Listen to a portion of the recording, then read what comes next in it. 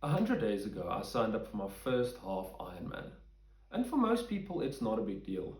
But for me, it was.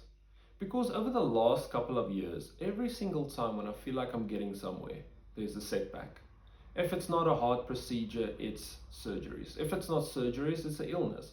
And if it's not an illness, it's a condition that made it almost impossible for me to exercise. Then you start to think, have I lost that version of myself? The version that's fit, the version that loves exercise, the version that feels like you could conquer the world. So, this isn't really about triathlon. This is to show me what I'm still capable of. My name is Philippe Kutsia. I'm from South Africa. I'm 25 years old, and this is the first chapter to that journey. The first 100 days that passed wasn't exactly easy. There was days that was easy, without a doubt, but there was also days that was extremely difficult. Days where you would question yourself, why am I doing this? Was this the right choice? And one of those days was open water swimming. My friend and I went to our first open water swim at Prime View. To our surprise, we were obviously the only two people without wetsuits. We thought we could do it. I mean, what's so difficult about it? We could swim 400 meters at Planet Fitness. Why not swim 400 meters in open water? Well, we couldn't. It was almost impossible. The first buoy was about 200 meters away. We thought, easy game, let's do it. To our surprise, when we started swimming in a V shape. He was swimming to the center of the dam and I was swimming to the side. I looked over to my left and I saw, we're in trouble.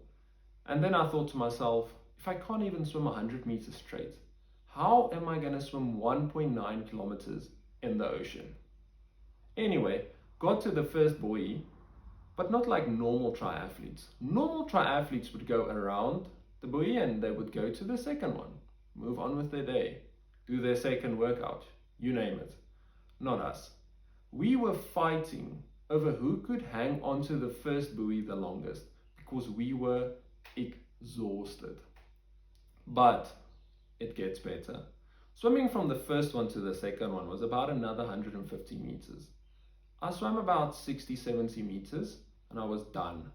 I thought, let me just try and stand. And to my surprise, below my feet in the dam was a singular rock. One rock in that whole dam where I could stand on that elevated my head above the water. A few seconds later, my friend was standing next to me, practically hugging each other just so that we could elevate above the water because we were sinking.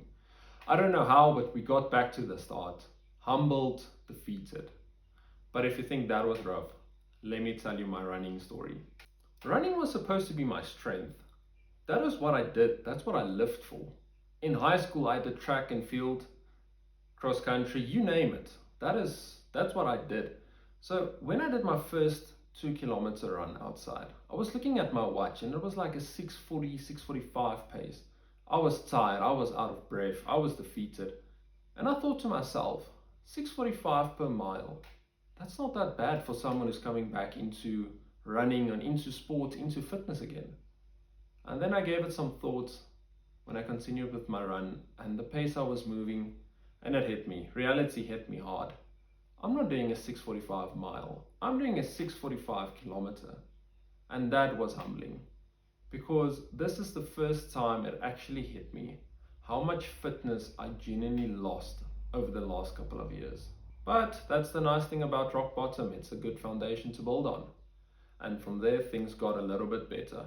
Because between all the struggles, the swimming, the cold water, the swallowing water, the running, the 6:45 paces, I found my love in cycling again. Now, this isn't the first time that I'm cycling. I've done the 94.7, I've done the Cape Town cycle tour, but that's all been on a mountain bike though, not on a road bike. I've never really taken road bike or road races seriously. But the more I rode, the more I fell in love.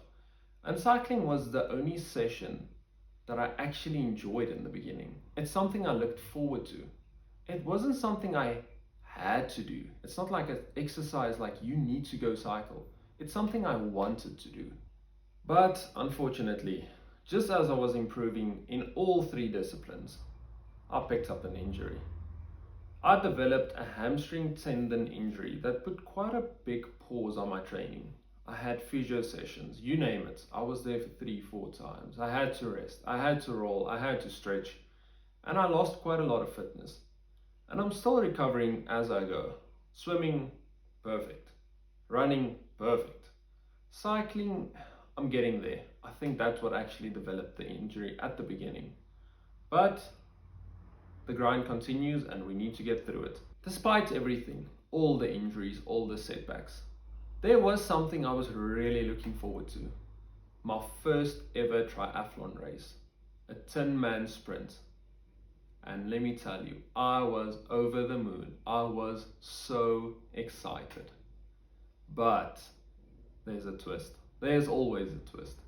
It's probably the most chaotic thing I've ever experienced. At the beginning of the day, let's start where we start. We got into the dam. We were probably 130 people, 140 people lined up next to each other. And I told my friend, I'm not going to start in front because I'm not a fast swimmer. Let me start at the back. To my surprise, there was obviously 1 or 2 people at the back that had the same mindset, and we were all swimming slow.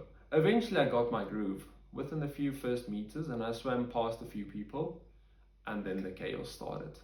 Next moment, my friend told me he saw me and then he didn't. People swam over me, people pulled me back. But I survived 750 meter swim and I got out of it. But that's where the fun starts. Got into transition area, couldn't find my bike. I had the only gravel bike in the whole lane and I couldn't find it. Eventually, I found it. And I was like, okay, cool. Transition 1, we need to be quick, need to make time, you name it. Got my cycling shoes, but I was so nervous and so stressed. I put on my one shoe and I tried putting on my other shoe. My shoe doesn't want to go onto my foot. Doesn't matter what I'm doing, my shoe is stuck. It doesn't work. Eventually, I tilted my shoe and my banana fell out of my shoe because I forgot that I put my banana in my shoe, because if there's something I can't take in life, it's a mushy banana. So I put the banana on my shoe to protect it from the sun, but I completely forgot about it. So eventually my banana fell out, burst out laughing, and the best of all, I forgot my banana. It was laying there on the pavement and I went out for the bike ride. And then when I got back, my banana was mushy, obviously. But another thing interesting that happened on the bike ride. This is the first time that I genuinely took a lot of gels. And when I got to my second gel, the gel was supposed to open up horizontally. That's how it works. When I ripped open my gel, it ripped vertically. Now for people who've used gels before, they would know what I'm talking about. Next moment, doing 26, 27 kilometers on the bike, my gel flew everywhere. On my hands, on my legs, on my bike. So yeah, carbs is carbs. Next moment I started licking my arms, my hands, just to get the carbs in because that was my last gel. But despite all the chaos, I actually crossed the finish line, blowing my expectations and actually finishing 4th in my age group. And I was hooked. Officially hooked into triathlon. And over the last 100 days, the biggest things that changed wasn't the paces. It wasn't my weight. It wasn't the entries. It wasn't this, it wasn't that. It was my mindset. Because 100 days ago, I didn't know if I could do it. Today, I know I can do it. And now the question isn't can or cannot, it's how fast, how far. That's the big question. And looking at the progress over the last 100 days, it is pretty significant. I mean, if you look at my first swim, I couldn't even swim 25 meters in a swimming pool. I couldn't even make it to the first buoy. But now I can do 1.3, 1.5 kilometers in a swimming pool without stopping. I can do 1.2, 1.3 kilometers open water. Running, I thought my watch was broken. Now I can go sub 5 minutes per kilometer. which is massive for me at the moment. If you look at the cycling, it's not where I need it to be or wanted it to be, but it's getting there. And I love the cycling. So overall, if you look at everything, there's progress. And the timing couldn't be better. By the time you're watching this video, I'm picking up my first ever brand new road bike. Stop! Stop! Announcement, new day, new outfit, but no new bike. I went to go look at the bike yesterday, and unfortunately the frame was cracked.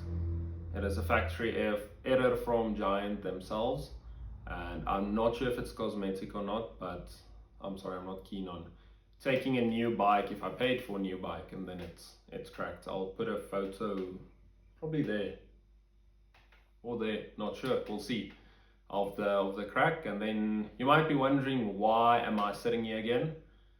And to be honest, I'm still very new to editing, and I don't know how to make a smooth transition or something cool with waves or anything like that. So yeah, just another clip of me, and let's get back to yesterday's excitement.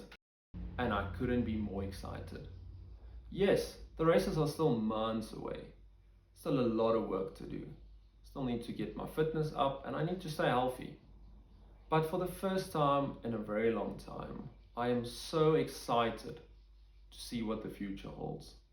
This is day 100. I can't wait to see what the next 100 days have in store for us. Thank you all for watching and being part of the journey. I'll catch you in the next one.